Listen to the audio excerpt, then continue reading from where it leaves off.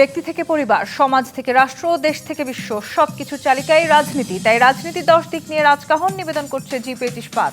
সাথে আছি আমি তাসনুভা তন্নি। 3 দিন আগে গত সোমবার আরপিও সংশোধন করে খসড়া প্রকাশ করেছে নির্বাচন কমিশন এবং আগামী ফেব্রুয়ারিতে ত্রয়োদশ জাতীয় নির্বাচন করতে বদ্ধপরিকর থাকবার কথাও জানিয়েছেন উপদেষ্টা ডক্টর মোহাম্মদ ইউনূস। গতকাল মালয়েশিয়াতেও তিনি বলেছেন, ফেব্রুয়ারিতে নির্বাচন আয়োজনের মাধ্যমে ক্ষমতার প্রকৃত মালিক জনগণের হাতে ক্ষমতা ফিরে দিতে তার সরকার প্রস্তুত।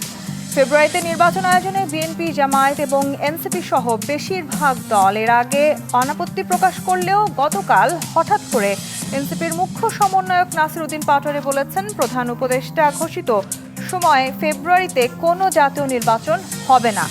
একই দিন দলটির আহ্বায়ক নাহিদ ইসলাম বলেছেন, জুলাই সনদ বাস্তবায়নের আগে কোনো দল ক্ষমতায় আসতে পারবে না। অন্যদিকে জামায়াতও এখন বলছে, জুলাই সনদ বাস্তবায়নের আগে কোনো দল ক্ষমতায় আসতে পারবে না। অন্যদিকে জুলাই সনদের আইনগত ভিত্তি প্রদান করা ছাড়া তারা কোনো নির্বাচনে অংশ নেবেন না, এমন কথাও তারা বলছেন।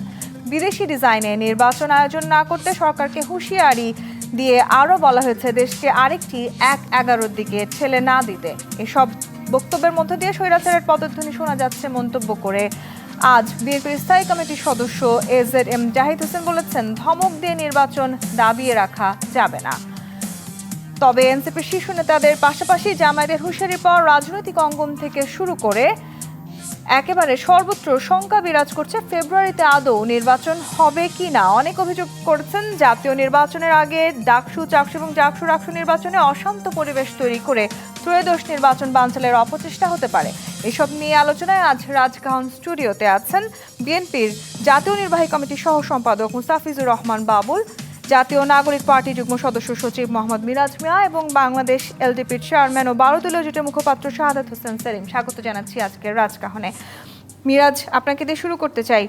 আপনাদের নেতা অর্থাৎ আমি যদি বলি যে আসলে একটা সময় পর্যন্ত আপনারা বলেছেন যে ফেব্রুয়ারিতে নির্বাচন নিয়ে আপনাদের কোনো ধরনের আপত্তি নেই, কিন্তু আসলে প্রয়োজনীয় সংস্কার কিংবা যেই দাবি দাওয়াগুলো আপনাদের ছিল সেই দাবি দাওয়াগুলো যদি মেনে নেওয়া হয় সেক্ষেত্রে ফেব্রুয়ারিতে নির্বাচন হতেই পারে। হঠাৎ করে নাসির উদ্দিন পাটোয়ারি তিনি খুব সুস্পষ্টভাবে বলেছেন যে ফেব্রুয়ারিতে যদি তারিখ ঘোষণাও হয় তবুও নির্বাচন হবে না। এই বক্তব্যকে এক প্রকার হুমকির মতন করে দেখার চেষ্টা করছে অন্যান্য রাজনৈতিক দল, বিশেষ করে পুরনো রাজনৈতিক দল বিএনপি। এটি কি সত্যি তাহলে আপনাদের পক্ষ থেকে এক ধরনের হুমকি? প্রথমত আপনাকে ধন্যবাদ এবং দর্শক হিসেবে যারা দেখছেন তাদেরকে শুভেচ্ছা, সহ আলোচক হিসেবে যারা আছেন আপনাদেরকেও ধন্যবাদ। বিষয়টি হচ্ছে, আমাদের গতকালকে জাতীয় যুব শক্তির একটি প্রোগ্রাম ছিল। সেই প্রোগ্রামে আমাদের দলের মুখ্য সমন্বয়ক নাসির উদ্দিন পাটোয়ারি উনি একটি বক্তব্য দিয়েছেন। আসলে যেটি হচ্ছে, একটা রাজনৈতিক ময়দানে বা রাজনৈতিক কোনো প্রোগ্রামে যখন একজন নেতা বক্তব্য দেন, সেটি আসলে সেখানকার যেই দর্শক থাকে, যে শ্রোতা থাকে, সেখানকার যে পরিস্থিতি সেটি অনুযায়ী একজন রাজনৈতিক নেতার বক্তব্য কিন্তু আসলে সেটি যে একদম হুবহু দলীয় বক্তব্য বা দলীয় লাইন সেটি কিন্তু না। তো ওই জায়গা থেকে নাসির উদ্দিন পাটোয়ারি তিনি যেটি বলেছেন, আসলে ফেব্রুয়ারিতে নির্বাচন হবে না, এই ইস্যুটি মিডিয়াতে সামনে এসেছে, সবার এটি একটি আলোচনা ইস্যু। কিন্তু আসলে তিনি কোন প্রেক্ষাপটে বলেছেন? প্রেক্ষাপটটি হচ্ছে, আমরা যখন জাতীয় নাগরিক কমিটি থেকে জাতীয় নাগরিক পার্টি হয় বৈষম্যবিরোধী ছাত্র আন্দোলনের নেতৃত্বে এবং জাতীয় নাগরিক কমিটির নেতৃত্বে, তখন থেকে আমরা বলেছি যে আমরা বিগত 15 বছর আমরা যে ফেসিবাদী শাসনের মধ্য দিয়ে গিয়েছি, আমরা এই ফেসিবাদী শাসনের পরিবর্তন চাই, যেটি আসলে 3 আগস্টের যে এক দফা ছিল, ফেসিবাদী ব্যবস্থার বিলোপ ও নতুন রাজনৈতিক বন্দোবস্ত। ওই জায়গা থেকে আমরা যদি আসলে পূর্বের ঠিক ফেসিবাদী কাঠামোটা যদি আমরা রেখে, আমরা যদি বেসিক যে মৌলিক যে সংস্কারগুলো আছে এগুলো যদি আসলে নিশ্চিত না করে আমরা যদি আসলে জাস্ট একটা নির্বাচনের দিকে যাই, তাহলে আসলে রাষ্ট্রের তো কোনো পরিবর্তন আসছে না। তো ওই জায়গা থেকে শুরু থেকেই জাতীয় নাগরিক পার্টি আমাদের দাবি ছিল যে এই সরকারের যে বেসিক যে সংস্কারগুলো আছে, যেগুলোকে আমরা বলছি যে মৌলিক সংস্কার হিসেবে, এবং হচ্ছে যেটা বলছি যে এই মৌলিক সংস্কারগুলোতে নিয়ে আপনি জানেন যে বিগত কয়েক মাস ধরেই আপনার জাতীয় ঐক্যমত কমিশনের অধীনে এই সংস্কারগুলো নিয়ে আলোচনা হচ্ছে। তো আপনি যদি জাতীয় ঐক্যমত কমিশনকে যদি একটু চিন্তা করেন, এটা কিন্তু এক ধরনের একটা মিনি গণপরিষদ আপনি বলতে পারেন, যেখানে সব রাজনৈতিক দল আমাদের এই যেই নতুন বাংলাদেশের এই পরিস্থিতিতে তারা আসলে কেমন শাসন কাঠামো বাংলাদেশে চায়, তারা কিন্তু সেই শাসন কাঠামো নিয়ে দীর্ঘ আলোচনা করেছেন। সংবিধানের কোথায় পরিবর্তন চান, প্রশাসনিক ব্যবস্থায় কোথায় পরিবর্তন চান, রাজনৈতিক সংস্কৃতিতে কী ধরনের পরিবর্তন চান, সংবিধিবদ্ধ যে প্রতিষ্ঠানগুলো আছে সেখানে কীভাবে স্বচ্ছতা নিয়ে আসা যায়। তো ওই জায়গা থেকে যেই সকল ইস্যুগুলো আসলে রাষ্ট্রের শাসনতান্ত্রিক কাঠামো থেকে শুরু করে প্রধানমন্ত্রীর জবাবদিহিতা পর্যন্ত শুরু করে রাষ্ট্রের প্রতিষ্ঠানগুলোকে দায়বদ্ধতা এবং জনগণমুখী করার জন্য যেই ব্যাপারগুলো নিয়ে তারা আলোচনা করেছেন, সেখানে আসলে কিন্তু জাতীয় ঐক্যমত কমিশনের অধীনে সেগুলোকে আসলে জুলাই সনদে অন্তর্ভুক্ত করার একটা আলোচনা এসেছে। তো ওই জায়গা থেকে আসলে বাংলাদেশের শাসনতান্ত্রিক কাঠামোকে একটা স্বচ্ছতা দেওয়ার জন্য, যাতে আর কোনো ফেসিস্ট সরকার এই দেশে উৎপাদন না হয়, রাষ্ট্রীয় কাঠামো থেকে ফেসিস্ট যে উপাদান এলিমেন্টগুলো আছে সেগুলো দূরীকরণের জন্য সব রাজনৈতিক দলগুলো মিলে আসলে যেই জুলাই সনদটি তৈরি করা হয়েছে, এই সনদটা আসলে বাস্তবায়ন প্রক্রিয়া নিয়ে আসলে সমস্যা দেখা কিন্তু মিরাজ, দিয়েছে। এই জায়গা বেশিরভাগ থেকে ক্ষেত্রেই তো আসলে রাজনৈতিক দলগুলো একমত হয়েছে, কিছু কিছু ক্ষেত্রে তো দ্বিমত থাকবে, সেটা তো খুবই দ্বিমতটা হচ্ছে স্বাভাবিক। এই জায়গা থেকে আমরা বলছি যে আমরা জুলাই ঘোষণাপত্র যেটা হয়েছে, এই ঘোষণাপত্রে যদি আপনি দেখেন সেটি আসলে অনেক ত্রুটি রয়েছে, সেই ঘোষণাপত্রে অনেক কিছু উল্লেখ আসেনি। ওই জায়গা থেকে আমাদের আহ্বায়ক বলেছেন যে আমরা ঘোষণাপত্রে ছাড় দিয়েছি, কিন্তু আমাদের যে জুলাই যে সনদ, ওই ক্ষেত্রে আমরা ছাড় দেব না। এই ছাড়টা আসলে এই জায়গায় জুলাই সনদের ওখানে বলা আছে যে এই যেই বিষয়গুলোতে সব দল একমত হয়েছে, এই বিষয়গুলো আসলে বাস্তবায়নের প্রক্রিয়াটা কি হবে। বাস্তবায়নের প্রক্রিয়াতে জাতীয় ঐক্যমত কমিশন তারা বলেছে যে এগুলো আসলে পরবর্তী নির্বাচিত সরকার 2 বছরের মধ্যে ধাপে ধাপে ইয়া করবে। তো ওই জায়গা থেকে আমরা বলছি যে এই ইস্যুতে আমরা বিন্দুমাত্র ছাড় দিতে রাজি না, কারণ আমাদের অতীত যে ইতিহাস, রাজনৈতিক দলগুলো নির্বাচিত কিন্তু সাংবিধানিক যে ধরনের আসলে আপনারা চাইছেন এই জুলাই সনদকে, কিন্তু সেই সাংবিধানিক ধারায় নিয়ে যেতে হলেও তো একটি নির্বাচন প্রয়োজন, একটি সংসদ প্রয়োজন। না, এই জুলাই সনদকে আমরা বলছি যে এটিকে আইনি ভিত্তি দিতে হবে। আইনি ভিত্তির জন্য আপনাকে হচ্ছে লিগ্যাল ফ্রেমওয়ার্ক যে অর্ডার, সেটির মাধ্যমে করা যায়, এবং সেটি অথবা সেটি গণভোটের মাধ্যমে করা যায়। কারণ আমরা এই কারণে বলছি, আপনি জুলাই সনদটাকে যদি এই আমাদের শাসনতান্ত্রিক কাঠামো কী কী বিষয়ে আমরা পরিবর্তন চাই, এগুলো যদি পরবর্তী সরকারের হাতে ছেড়ে দেই, তাহলে কিন্তু আসলে এগুলো বাস্তবায়নের সম্ভাবনা খুবই কম। কিন্তু মেরাজ, এই যে আপনাদের নেতা যখন খুব সুস্পষ্টভাবে একটি লাইন বলে শেষ করে দিচ্ছেন যে আসলে ফেব্রুয়ারিতে নির্বাচন হবে না, তখন এই বক্তব্যকে অনেক কিন্তু ষড়যন্ত্র হিসেবে দেখছেন, যাতে করে ফেব্রুয়ারি নির্বাচনটিকে পিছিয়ে দেওয়া হয়। সেটি কি আপনারা আসলে কি বলতে চান? না, ওই জায়গা থেকে আমরা যেটি বলছি যে আসলে নির্বাচনের ব্যাপারে কিন্তু আমরা আসলে নির্বাচন বিরোধী না। আমরা চাই যে সরকার যেই সময় নির্বাচন করতে চায়, আমরা সেটিকেই সাধুবাদ জানাই। কিন্তু হচ্ছে একদম বেসিক সংস্কার ছাড়া, আপনার জুলাই একটি নতুন সাংবিধানিক কাঠামো ছাড়া, এই জুলাই সনদের আইনি ভিত্তি ছাড়া আপনি যদি নির্বাচনের দিকে চলে যান, তাহলে এই শাসনতান্ত্রিক কাঠামোতে কোনো পরিবর্তন আসছে বেসিক না। সংস্কার যেটি আপনি বললেন, সেটি 1 বছরে হয়নি, তাহলে আসলে ঠিক কত বছর নাগাদ হতে পারে বলে আপনারা মনে করেন? বেসিক সংস্কার তো 1 বছরে তো যতটুকু আসছে, মানে সবগুলো রাজনৈতিক দল মিলে যেই 170টির মতো যেই পরিবর্তন, সাংবিধানিক পরিবর্তন, পিআর সিস্টেম থেকে শুরু করে, আপার হাউস থেকে শুরু করে, নারী আসন থেকে শুরু করে, প্রাইম মিনিস্টারের জবাবদিহিতা শুরু করে, এইগুলো ব্যাপারে তো সবগুলো রাজনৈতিক দল একমত হয়ে আপনার জুলাই সনদে সবগুলো লিপিবদ্ধ করা হয়েছে। এখন এইগুলো বাস্তবায়নের প্রক্রিয়া নিয়েই তো আসলে বিতর্কটা দেখা দিয়েছে। তো যে কারণে আমরা বলছি যে এই জুলাই সনদের যদি আইনি ভিত্তি না থাকে, তাহলে এটি আসলে খুব বেশি কার্যকর হবে বলে মনে হচ্ছে না। এই জায়গা থেকে আমরা আসলে অনুরোধ। শাহাদাত হোসেন সেলিম, এনসিপি এবং জামায়াত এই দুটো রাজনৈতিক দলের নির্বাচন কেন্দ্রিক কথাবার্তায় প্রায় আমরা আসলে মিল খুঁজে পাচ্ছি, এবং অন্যান্য রাজনৈতিক দল আসলে সেই মিল খুঁজবার চেষ্টা করছেন। জামায়াতের নায়েবে আমির তিনি বলেছেন যে তারা প্রথমেই মনে করেছিলেন, অন্তত এই অন্তর্বর্তীকালীন সরকার ক্ষমতায় আসার পর তারা মনে করেছিলেন প্রথম কাজটাই হবে সংস্কার, এবং এখন তারা দেখছেন প্রথম সংস্কারটা করা দরকার ছিল উপদেষ্টা এবং মন্ত্রীদের চেয়ারগুলোর। ইতিহাস বলে যারা ওই চেয়ারে বসে, আগে যাই থাকুক না কেন, চেয়ারে বসার পর আওলা ঝাওলা হয়ে যায়। চেয়ারগুলো ভালো করে পরিষ্কার করে আমাদের দেশের উপদেষ্টাদের বসাইলে কিছুটা হইলে সঠিকভাবে কাজ করত। কেউই কি তাহলে সঠিকভাবে কাজ করছেন না? আবার এই উপদেষ্টারা কিংবা এই প্রধান উপদেষ্টা তিনি নিজেই বলেছেন তো এই ছাত্ররাই, এই জনতাই হচ্ছে তার নিয়োগকর্তা। ধন্যবাদ আপনাকে। আসলে মানে গত 1 বছর যাবত তো এই কথাটা জামাত কেন, আমরা প্রত্যেকেই বলেছি, এবং প্রধান উপদেষ্টা মহোদয়ের সামনে বেশ কয়েকবার বলেছি যে আপনি দেশ এবং রাষ্ট্রের সংস্কারের আগে আপনি আপনার উপদেষ্টা মণ্ডলী সংস্কার করেন।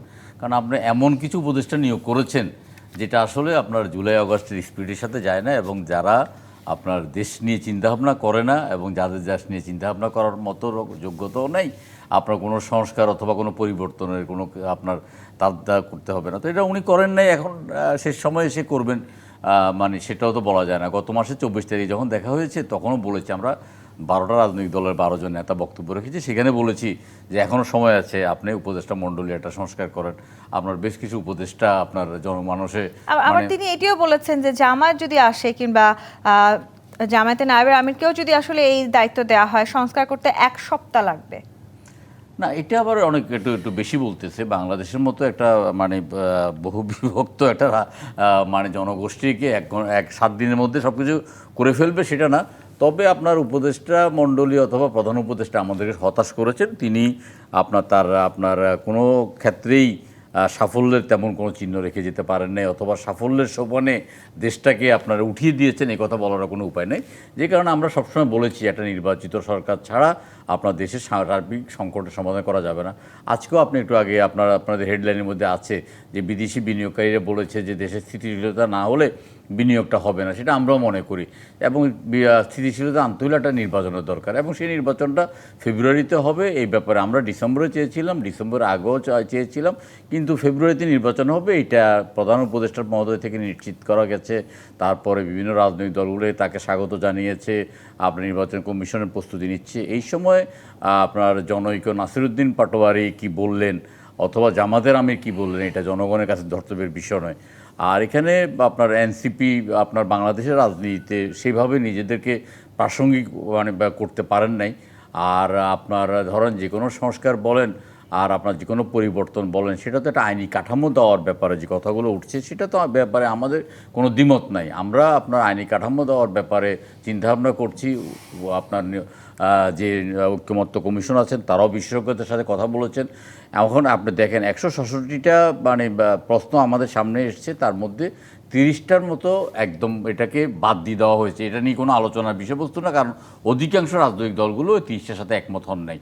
আর 20টা নিয়ে একমত হওয়ার ব্যাপারে আলোচনা করেছেন, এবং 20টার ব্যাপারে একমত হয়েছেন।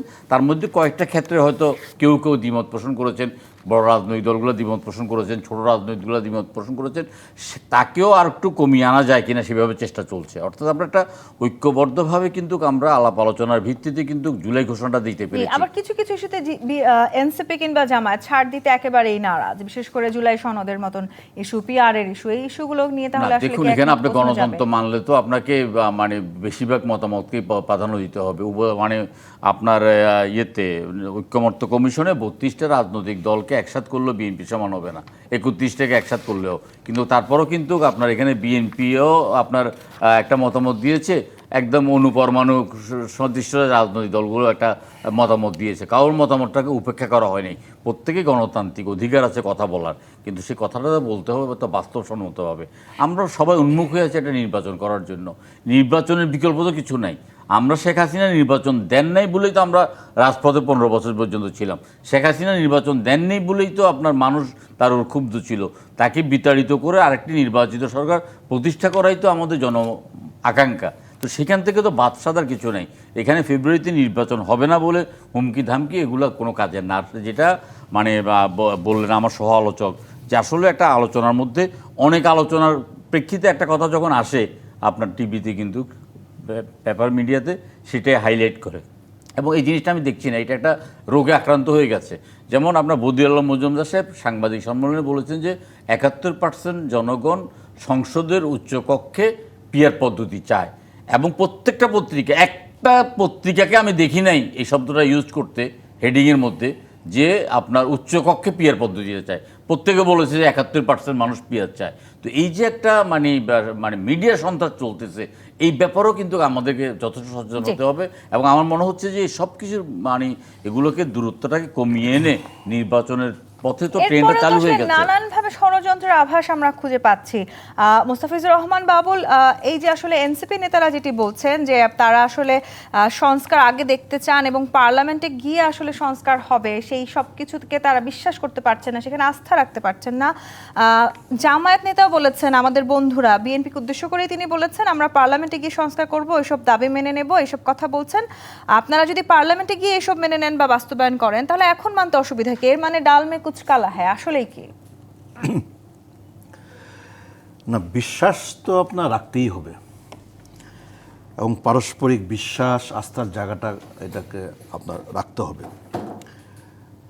আমরা বিএনপি আপনার সংস্কারের পক্ষে, আগাগোড়াই আমরা সংস্কারের পক্ষে, এবং আপনার এই জুলাই আগস্টের এই আপনার অভ্যুত্থানের আরও অনেক আগে থেকেই আমরা আপনার সংস্কারের পক্ষে এবং সংস্কারের লক্ষ্যে আমরা 31 দফা কর্মসূচি কিন্তু জাতির সামনে আমরা উত্থাপন করেছি। জুলাই আগস্টে রক্তক্ষয়ী অভ্যুত্থানের পরে আপনার সাম্প্রতিককালে আপনার সংস্কার ইস্যুতে নানা পর্যায়ে আপনার আলাপ আলোচনা অনুষ্ঠিত হচ্ছে। আমাদের দল আপনার সকল আলাপ আলোচনায় অংশগ্রহণ করছে, এবং খুবই ইতিবাচক মনোভাব থেকে আপনার আমাদের দল আপনার সিদ্ধান্ত গ্রহণ করছে। যেমন আপনার জাতীয় ঐকমত্য কমিশন, যে কমিশনে প্রায় 30-32টা রাজনৈতিক দল এই কমিশনের আলাপ আলোচনায় অংশগ্রহণ করছে। এখন কোনটা ছোট দল কোনটা বড় দল এই বিতর্কেও আমি যেতে চাই না। যারা এই কমিশন কর্তৃক আপনার উত্থাপিত আপনার আলাপ আলোচনায় অংশগ্রহণ করছে, আমি সকল রাজনৈতিক দলকে আমি সম্মান করতে চাই, তাদেরকে আমি উচ্চ মূল্য দিতে চাই এবং আমাদের দলের পক্ষ থেকে আপনার সকল দলকে আপনার সম্মান দিয়ে উচ্চ মূল্য দিয়ে তাদের সকল মতামত সকল পরামর্শকে বিবেচনায় নিয়ে আপনার নানা ইস্যুতে ছাড় দিয়ে কিন্তু আপনার একটা জাতীয় ঐকমত্য আপনার প্রতিষ্ঠা করার একটা মানে সর্বোচ্চ চেষ্টা করেছে এবং সর্বোচ্চ চেষ্টার মধ্যেই কিন্তু আছেন।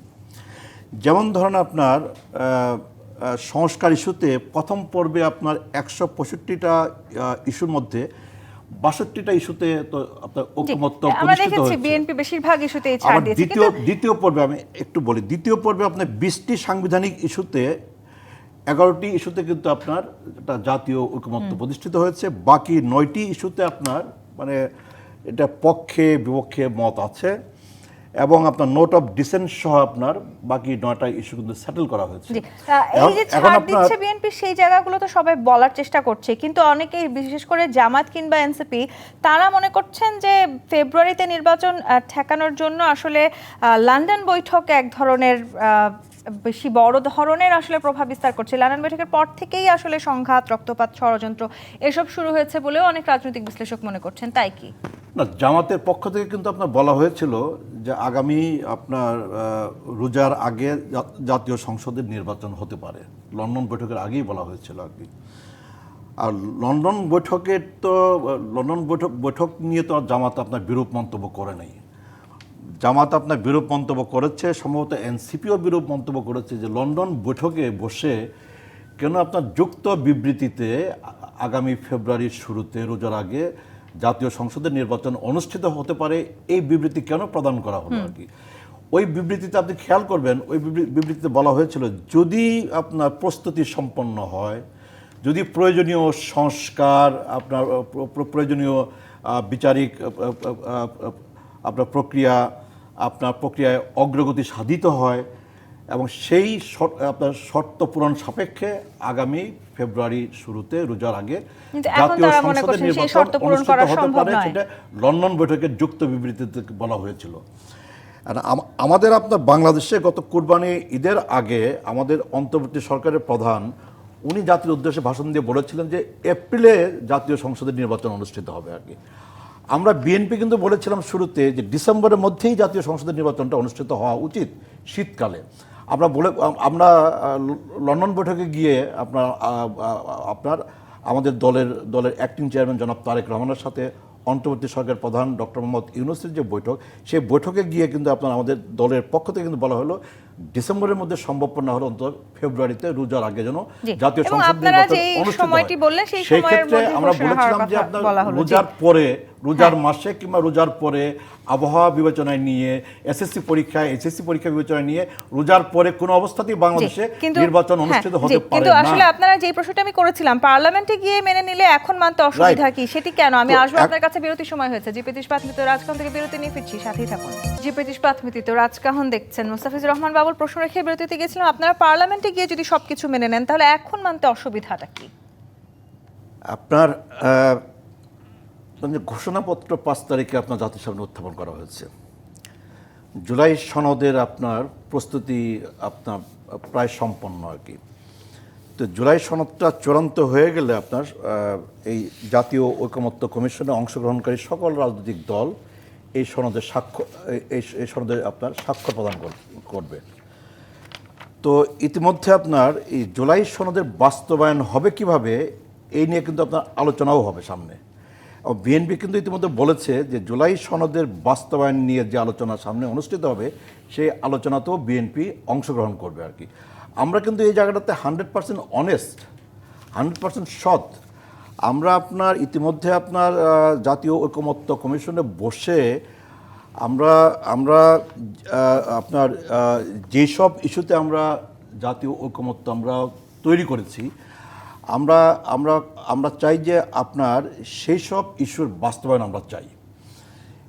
তাহলে বাস্তবায়নটা কিভাবে হবে? আলটিমেটলি বাস্তবায়ন করার জন্য কিন্তু আমাকে সংসদে কিন্তু আমাকে যেতে হবে আর কি। কিন্তু যেটি মিরাজ বলছিলেন যে একটা আইনি প্রক্রিয়ার মধ্যে দিয়ে আসলে হতে পারে। সংসদে যাওয়ার আগে জুলাই সনদ চূড়ান্ত হবার পরে আমরা সব দল জুলাই সনদে স্বাক্ষর করব এবং তারপরে এই আলোচনা করতেও আমরা রাজি আছি যে সংসদ নির্বাচন হওয়ার আগে, সংসদ গঠিত হওয়ার আগে জুলাই সনদের বাস্তবায়ন নিয়ে, বাস্তবায়নটা কীভাবে হতে পারে? একটা হতে পারে আপনার অর্ডিন্যান্স দিয়ে, একটা হতে পারে আপনার এলএফও দিয়ে। তো আলটিমেটলি কি অর্ডিন্যান্সে কিন্তু আপনার অনুমোদন লাগবে আপনার পার্লামেন্টে, এলএফওর কিন্তু অনুমোদন লাগবে আপনার পার্লামেন্টে। মোট কথা হচ্ছে যে আমাদের রাজনৈতিক দলগুলোর মধ্যে পারস্পরিক বিশ্বাস এবং আস্থার জায়গাটা নানা কারণে সেখান থেকেই তো আসলে আমরা দূরে সরে যাচ্ছি। এবং সেই জায়গাটাতে আমরা খুবই আন্তরিক যে এই জায়গাতে আমরা বসতে চাই। জুলাই সনদের বাস্তবায়ন নিয়ে যে আলোচনা অনুষ্ঠিত হবে সামনে, সেই আলোচনাতে বিএনপি অংশগ্রহণ করবে এবং আলোচনায় অংশগ্রহণ করে অংশগ্রহণকারী সকল রাজনৈতিক দলের সাথে আমরা প্রয়োজনীয় সিদ্ধান্ত। বিএনপি বারবার বলছে তারা নানান ইস্যুতে আবারও আলোচনায় বসতে তারা প্রস্তুত আছে। জুলাই সনদ ইস্যুতেও তারা আলোচনায় বসতে চান। বিএনপির স্থায়ী কমিটির সদস্য সালাউদ্দিন আহমেদ বলেছেন যে অস্থিতিশীল পরিবেশ তৈরি করার জন্য বিভিন্ন কায়দায় আসলে ইস্যু তৈরি করছে রাজনৈতিক দলগুলো এবং সেই সব কিছুর পেছনে একটিই কারণ, সেটি হলো নির্বাচনকে বিলম্বিত করা। এবং সেটির কারণ হিসেবে তিনি বলেছেন যে আপনারা আসলে এক ধরনের বিপ্লবী সরকার গঠনের পরিকল্পনা করছেন, সেটাই কি? আমরা আসলে দেখেন বারবার বলেছি স্পষ্ট করে যে আমরা আসলে নির্বাচন বিরোধী না। সরকার যে সময় নির্বাচনের ঘোষণা দিয়েছে ওই সময় নির্বাচন হবে।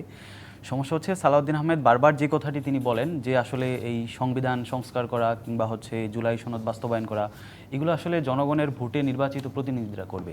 এখানে আসলে একটি কাঠামোগত ভুল আছে, কারণ বিশ্বের কোথায়ও সংবিধান পরিবর্তন কিংবা সংবিধান সংস্কার করা এটি কিন্তু আসলে নির্বাচিত যে সাংসদ তাদের হাতে না। সংবিধান যদি আপনি সংস্কার করতে চান, সংবিধান যদি নতুন করে লিখতে চান অথবা যদি মৌলিক পরিবর্তন আনতে চান, তাহলে কিন্তু আপনাকে গণপরিষদে যেতে হবে। ওইটাই হচ্ছে গণপরিষদই হচ্ছে আপনার একমাত্র সংবিধান সংস্কার করার লেজিটিমেট বডি। নির্বাচিত যারা সাংসদ আছেন, যারা আসলে বাংলাদেশের রাজনৈতিক যদি আপনি ইলেকশনগুলো দেখেন, সেখানে এক একটা দল কিন্তু সর্বোচ্চ 30% কিংবা 40% জনগণের ম্যান্ডেট নিয়ে ক্ষমতায় আসে। তাদের কিন্তু আসলে সংবিধান সংস্কার করার এখতিয়ার তাদের নেই। তাদের যেটি আছে পার্লামেন্টের 2/3 মেজরিটির ভোটে তারা সংবিধানটা জাস্ট একটা সংশোধনী আনতে পারেন, যেভাবে বাংলাদেশের বিগত 17টা সংশোধনী এসেছে। তো ওই জায়গা থেকে আপনি যদি সংবিধানের মেজর পরিবর্তন আনতে চান, তাহলে কিন্তু আপনার একটা লেজিটিমেট বডি অর্থাৎ গণপরিষদ প্রয়োজন। তো ওই জায়গা থেকে আসলে আমরা বারবার বলছি যে আসলে দেখেন, আপনি যদি 90-এর যেই গণ অভ্যুত্থানের পরে বিএনপি, জামাত, আওয়ামী লীগ সহ যে 3 দলীয় রূপরেখা হয়েছে, ওটির কিন্তু কোনো আইনি ভিত্তি ছিল না। এখন একইভাবে জুলাই গণ অভ্যুত্থানের পরে 1700 মানুষের জীবনের উপর দাঁড়িয়ে আপনি যদি আবার এটার আইনি ভিত্তি বা সাংবিধানিক ভিত্তি ছাড়া আবার যদি একটি সনদ আপনি ঘোষণা করেন, তাহলে এটি 90-এর রূপরেখার সাথে তো কোনো পার্থক্য থাকবে না। আসলে এই ধরনের বক্তব্য বা আসলে শহীদদেরকে কবর থেকে তুলে নিয়ে আসতে হবে কিংবা কোনোভাবেই ফেব্রুয়ারিতে নির্বাচন করা যাবে না, এই বক্তব্যগুলো না দিয়ে কি আপনারা আলোচনার কথা চিন্তা করেছেন বা অন্যান্য রাজনৈতিক দলের সাথে আলোচনায় বসে কিভাবে এই সমস্যার সমাধান করা যায় সেই চিন্তা কি আপনারা করেছেন? আলোচনার জায়গা থেকে কিন্তু আমরা বারবার আমাদের আহ্বায়কও বলছে যে একদম বেসিক ইস্যুগুলোতে আসলে সবাইকে কিছুটা ছাড় দিতে হবে। ছাড় দেওয়ার বলতে আপনি জুলাই ঘোষণাপত্রটা আমরা এই জন্য বলছি এটা আইনের ভিত্তি লাগবে, এক্ষেত্রে আসলে অন্য দলগুলোকে ছাড় দিতে হবে এই কারণে, কারণ আপনি দেখেন 1990-এর যেই 3 দলের রূপরেখা সেটি কিন্তু বাস্তবায়ন হয় নাই। পরে আমরা দেখেছি যে তখন যে শাহাবুদ্দিন সরকারের অধীনে যে 29টি সংস্কার কমিটি হয়েছিল, সেটিও কিন্তু আসলে এই দেশের রাজনৈতিক দলগুলো ক্ষমতায় এসে বাস্তবায়ন করেনি। 2001 সালে যে লতিফুরের নেতৃত্বে যে 17টি টিআইবির সংস্কার কমিটি হয়েছিল, সুপারিশ কমিটি, সেগুলো কিন্তু নির্বাচিত। এখন আসলে বারবার এই ইস্যুগুলোকে তুলে নিয়ে আসে কি সত্যি তাহলে এনসিপির এক ধরনের ষড়যন্ত্র নির্বাচনকে পিছিয়ে দেবার? এটা ষড়যন্ত্র না, আমরা হচ্ছে এই আস্থাটা দিতে চাচ্ছি। আপনারা হচ্ছে যে জনগণকে আর এটা পরবর্তী সংসদের হাতে আমরা ছেড়ে দিতে পারি না। এই জায়গা থেকে আমরা বলছি যে সবগুলো রাজনৈতিক দলকে এই জুলাই সনদের আইনি ভিত্তি নিয়ে এটাতে একমত হতে হবে। এই জায়গা থেকে আমরা বিন্দুমাত্র ছাড় দিতে রাজি নই। তো এটিকে আসলে ষড়যন্ত্র হিসেবে দেখার কোনো। শাহাদাত হোসেন সেলিম, যখন আসলে ষড়যন্ত্র নিয়ে পাল্টাপাল্টি বক্তব্য চলছে, ঠিক একই সময়ে বলা হচ্ছে যে বিশেষ করে রাজনৈতিক বিশ্লেষক যারা আছেন তারা বলার চেষ্টা করছেন যে সরকারের ভেতরে এক ধরনের সরকার আছে, কি অংশ আছে যারা আসলে নির্বাচনকে পিছিয়ে দেওয়ার জন্য ষড়যন্ত্র করছে। কারা তারা? দেখুন, প্রথম কথা হলো যে আপনার ঐক্যমত্য কমিশনে আমরা যে 20টি ইস্যু নিয়ে আমরা আলোচনা করেছি, ঐক্যমত্য হয়েছি। 11টি বিষয় নিয়ে একদম সম্পূর্ণ ঐক্যমত, 9টি বিষয় নিয়ে দ্বিমত পোষণ করা হলো। বিএনপির পক্ষ থেকে বলা হয়েছে আলোচনা করে এটাকে আরেকটু কমিয়ে আনা যায় কিনা। তাহলে এখানে একটা বাস্তবায়নের দুটো উপায় আছে, একটা হলো একটা অর্ডিন্যান্স জারি করা, আর কিছু কিছু হলো যে সংবিধান সংশোধন করা। এখানে সংশোধন পুনর্লিখনের কোনো বিষয় নয় এবং আপনার এখানে গণপরিষদেরও কোনো বিষয় নয়। বিষয়টা হলো যে নির্বাচিত সংসদ আপনার এটার সাংবিধানিকভাবে কিছু পরিবর্তন আনবে। সংবিধানের ৬০ অনুচ্ছেদ, রাষ্ট্রপতির ক্ষমতা, বিচারপতি নিয়োগের ব্যাপারে, রাষ্ট্রপতি ক্ষমতা প্রার্থনার ব্যাপারে আপনার কিছু মানে একটা এমইউ মতো হবে। আমরা সবাই স্বাক্ষর করব, সারা জাতি এটাতে আপনার এটার প্রত্যক্ষদর্শী থাকবে এবং পরবর্তী সংসদ এটা বাস্তবায়ন করবে। এই ব্যাপারে এটাই আইনি ভিত্তি। একটা অর্ডিন্যান্স জারি করলে এবং পরবর্তী সংসদ সেটা আপনার মানতে বাধ্য, মেনে নেবে। টুটাল মেজরিটি আমরা সবাই মিলে এটা আমরা করব। আমরা আপনার ৯০ সালের নির্বাচনে, ৯১ সালের নির্বাচনে আমরা রাষ্ট্রপতি শাসনযোগ্য সরকার থেকে কিন্তু আমরা আপনার সংসদীয় গণতন্ত্র সরকারে গিয়েছে একটা ঐক্যমতের ভিত্তিতে। এটা কিন্তু আমরা সবাই মিলেই করেছি এবং জাতির প্রতি একটা কমিটমেন্ট ছিল। সেখানে সে সময় ইচ্ছা করলে বিএনপি কিন্তু ধরে বলতে পারতো যে যেহেতু বিএনপি একটা জনপ্রিয় দল এবং রাষ্ট্রপতি শাসিত সরকার বিএনপির জন্য কমফোর্টেবল, কিন্তু বিএনপি সেখান থেকে সরে এসে সংসদীয় গণতন্ত্রে গিয়ে রূপান্তরিত হয়েছে। সেটা জাতির প্রতি একটা কমিটমেন্ট ছিল বলে আমরা সেই পদ্ধতিটা বাস্তবায়ন করতে পারবো। এই ব্যাপারে এনসিপি অথবা কারো কোনো ন্যূনতম সন্দেহ করার কোনো অবকাশ নেই। আমরা জুন মাসের ২ তারিখে যখন ৩২টি রাজনৈতিক দল প্রধান উপদেষ্টা মহোদয়ের সাথে কথা বলেছি, ৩১টি রাজনৈতিক দলই কিন্তু নির্বাচনটাকে রমজানের আগে চেয়েছে, ইনক্লুডিং এনসিপি। একটা মাত্র রাজনৈতিক দল ইসলামী আন্দোলন বলতেছে এটা জুনে হলেও চলবে, কিন্তু সেখানে সুতরাং নির্বাচন পিছিয়ে দেওয়ার মতো বা এরকম কোনো ঘটনা ঘটে নাই। আর সরকারের ভিতরে একটা সরকার, এই কথাটা কিন্তু আমরা নিজেরা বলছি, আপনার যারা পর্যবেক্ষক তারা বলছে। আমাদের কাছে মনে হচ্ছে যে সরকারের মধ্যে একটা সরকারের ভিতরে একটা মাফিয়াতন্ত্র, আপনার একটা রাষ্ট্রবিরোধী একটা চক্রান্ত, আপনার একটা ব্যবসায়ী গোষ্ঠী, আপনার দেশটাকে এক ধরনের অস্থিতিশীল করা ইত্যাদি ব্যাপারে কারো চিন্তা থাকতে পারে। এখানে দুই রকম বিষয়। একটা হলো যে একদম একটা মাফিয়া গোষ্ঠী, আরেকটা হলো যে হঠাৎ করে যারা আপনার চেয়ারটা পেয়ে গেছেন, বিদেশে আপনার খুব সুখে আরামে জীবনযাপন করতেছিলেন, আপনার অবকাশ জীবনযাপন করতেছিলেন, তারা এখন এসে গান সেলুয়েট, আপনার হুইসেল, বিশাল গাড়ি বাড়ি ইত্যাদি পাওয়ার পরে তাদের মধ্যে ক্ষমতা প্রলম্বিত করার মতো এক ধরনের আপনার চিন্তাভাবনা কাজ করতে পারে। অবচেতন মনে হোক আর সচেতন মনে হোক, এটা করতে পারে। কিন্তু সেক্ষেত্রে ডক্টর মোহাম্মদ ইউনূস সাহেবের সাথে কথা বলে আমরা যেটা বুঝেছি, তিনি মোটামুটি বুঝে গেছেন যে আমাদের মধ্যে একটা ঐক্যমত্য প্রতিষ্ঠা হয়েছে। উনি কিন্তু বড় সংস্কার, ছোট সংস্কার ইত্যাদি অনেক কথা বলার পরে কিন্তু উনি দেখেছেন যে ঐক্যমত্য কমিশনের মধ্যে আমরা বেশ কিছু সংস্কার করেছি, যেটা কিন্তু জাতির জন্য একটা মাইল ফলক হিসাবে চিহ্নিত হয়ে থাকবে। প্রধান উপদেষ্টা বারবার নির্বাচনের প্রতিশ্রুতি দিলেও আসলে নানানভাবে অন্যান্য জায়গা থেকে সেই প্রতিশ্রুতি রোধ করবার এক ধরনের চেষ্টা করা হচ্ছে। না, এখানে ধরেন যেমন আমি আপনাকে বলি, আমরা গত ১৫ বছরের আমাদের একটা দাবি ছিল। কি দাবি? নির্দলীয় নিরপেক্ষ তত্ত্বাবধায়ক সরকারের অধীনে জাতীয় সংসদ নির্বাচন। পিআর শব্দটা কেউ কখনো শুনে নাই এবং বাংলাদেশের আর্থসামাজিক রাজনৈতিক অবস্থাতে পিআর পদ্ধতিটাকে কোনোভাবেই আমরা বলেছেন যে আপনারা বুঝেও না বোঝার ভান করছেন। না, এখানে বুঝেও না বুঝে ভান করে না। আমি বলতেছি যে এই যে মিডিয়া, উনি মিডিয়ার একটা উদাহরণ দিলেন। আমি বললাম যে আমরা তো আপনার ঐক্যমত্য কমিশনে আমরা একমত হয়েছি যে সংসদের উচ্চকক্ষ গঠিত হবে আপনার ভোট প্রাপ্তি রেশিও হিসাবে, এবং সেখানে কিন্তু এই জিনিসটা নাইনে বলা হচ্ছে যে মানে জনগণ ৭১% জনগণ চাচ্ছে। কিন্তু আপনি যদি দেখেন যে আপনার এখানে মানে ম্যাক্সিমাম লোকই কিন্তু আমরা যারা নির্বাচনে আমরা জনপ্রতিনিধি হতে চাই, দলীয় প্রতিনিধিত্ব না। আমরা দলকে ভোট দেব, জনগণের কাছে আমাদের কোনো দায়বদ্ধতা থাকবে না, জনগণ তার প্রতিনিধি চিনবেন না, জনগণ তার সুখ দুঃখের অংশীদার কাউ করবেন না। এটা বাংলাদেশের প্রেক্ষাপটে অসম্ভব। আপনাদের নেতা বা আমি আপনাদের নেতা বলছি, যদিও আসিফ মাহমুদ আসলে এই মুহূর্তে তিনি উপদেষ্টা, তিনি বলেছেন তিনি নির্বাচনে প্রতিদ্বন্দ্বিতা করার আগ্রহ জানিয়েছেন আজকে, এবং তবে এনসিপি নাকি স্বতন্ত্র হিসেবে তিনি নির্বাচন করবেন সেই সিদ্ধান্ত তিনি নেননি। এই জায়গাটিতে আমি একটু আসবো আপনার কাছে। আরেকটি বিরতি নিয়ে ফিরতে চাই। জিপি ইস্পাত মিত্র রাজকাহন থেকে আরেকটি বিরতি নিয়ে ফিরছি, সাথেই থাকুন। জিপি ইস্পাত মিত্র রাজকাহন দেখছেন। মিরাজ, আপনার কাছে প্রশ্ন রেখে বিরতিতে গিয়েছিলাম। যুব ক্রীড়া উপদেষ্টা আসিফ মাহমুদ তিনি নির্বাচনে প্রতিদ্বন্দ্বিতা করার আগ্রহের কথা জানিয়েছেন, তবে এনসিপি থেকে তিনি নির্বাচন করবেন নাকি স্বতন্ত্রভাবে নির্বাচন করবেন সেই সিদ্ধান্ত তিনি নেননি, এবং তিনি এটিও বলেছেন তফসিল ঘোষণা হওয়ার সেই সময়টাতে আসলে তিনি পদত্যাগ করে এরপরে নির্বাচন করতে চান। সেখানেও আসলে নানানভাবে অন্যান্য রাজনৈতিক দল এক ধরনের ষড়যন্ত্রের আভাস খুঁজে বের করার চেষ্টা করছে, যে দীর্ঘদিন সরকারের থেকে সরকারের সব ধরনের টেকনিক্যাল জিনিসগুলো জেনে বা আসলে নির্বাচন ঘটিত সবকিছু জেনে নিয়ে তারপরে তিনি এসে নির্বাচন করছেন। সেখানেও কি আসলে এক ধরনের ষড়যন্ত্র আসলেই আছে? আমি আসলে সেখানে কোনো ষড়যন্ত্র দেখি না। আসিফ মাহমুদ সজীব ভুঁইয়া তিনি 2018 সাল থেকে তিনি রাজনীতির সাথে তিনি জড়িত। প্রথমে তিনি গণ অধিকার পরিষদের ছাত্র অধিকার পরিষদে ছিলেন, পরবর্তীতে সেখান থেকে বের হয়ে ছাত্র শক্তি নামক যে রাজনৈতিক সংগঠন, সেখানে তিনি যোগদান করেছেন। তো ওই দিক থেকে আসিফ মাহমুদ সজীব ভুঁইয়া এই জুলাই গণঅভ্যুত্থানের যদি একদম সামনের কাতারের কয়েকজন নেতৃত্বের কথা বলি, সেখানে আসিফ মাহমুদ সজীব ভুঁইয়া সে অন্যতম। তো ওই জায়গা থেকে আসলে গণঅভ্যুত্থানের অংশ হিসেবে তিনি সরকারে গিয়েছেন। সরকার থেকে নেমে এসে তিনি যদি এখন নির্বাচন করতে চান বা কোনো রাজনৈতিক দলে যুক্ত হতে চান, সেটি তার একান্ত ব্যক্তিগত ইচ্ছা। ওই জায়গা থেকে যদি তিনি বিএনপিতে যোগদান করতে চান, বিএনপিও হয়তো তাকে স্বাগত জানাবে। যদি এনসিপিতে যোগদান করতে চান, এনসিপিও তাকে স্বাগত জানাবে। তো ওই জায়গা থেকে তিনি যেহেতু রাজনৈতিক ব্যক্তিত্ব, 18 সাল থেকেই রাজনীতি করেন, ডেফিনেটলি তিনি নির্বাচনে আসলে সেটা তার একান্ত ব্যক্তিগত ইচ্ছা, রাজনৈতিক স্বাধীনতা। ওই জায়গাতে আসলে আমরা কোনো ষড়যন্ত্র জি দেখছি না। মিরাজি, আপনি যে বিএনপিতে যোগ দেওয়ার কথা বলছিলেন, নির্বাচনী সমীকরণ যে কোনো সময় পাল্টে যেতে পারে, সেটি খুবই স্বাভাবিক। যদি আসলে উপদেষ্টা বিএনপিতে যোগ দেন, সেক্ষেত্রে এনসিপির সাথে আপনাদের আসলে এক ধরনের যে সমীকরণ আছে, সেটিও পাল্টে যাবে কি? না, এখানে তো কোনো সমীকরণ নেই। তিনি আসলে সরকারে গণঅভ্যুত্থানের শক্তি হিসেবে গিয়েছেন। এখন দেখতে হবে তিনি যখন যদি নির্বাচন করেন, তফসিলের সময় পদত্যাগ করে, তখন তো আর তিনি আর সরকারে নাই। অন্যান্য নির্বাচনী ক্যান্ডিডেট তারা যে সকল সুযোগ সুবিধা পাবে, যে সকল শর্ত মেনে নির্বাচনে অংশগ্রহণ করবেন, আসিফ মাহমুদ সজীব ভুঁইয়া কিন্তু সেই শর্ত মেনেই তাকে নির্বাচন করতে হবে, যেহেতু তিনি আর সরকারে নেই। তো ওই জায়গা থেকে আমরা বলছি যে এটি একান্ত তার ব্যক্তিগত রাজনৈতিক স্বাধীনতা। তিনি কোন দলে যোগ দিবেন কিংবা তিনি নির্বাচন করবেন নাকি সরকারে থাকবেন, এটি তার একান্ত ব্যক্তিগত সিদ্ধান্ত।